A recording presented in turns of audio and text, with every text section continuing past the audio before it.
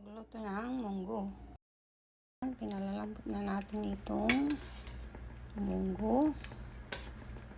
Meron tayong karne ng pork, bawang, sibuyas, kamatis, sili.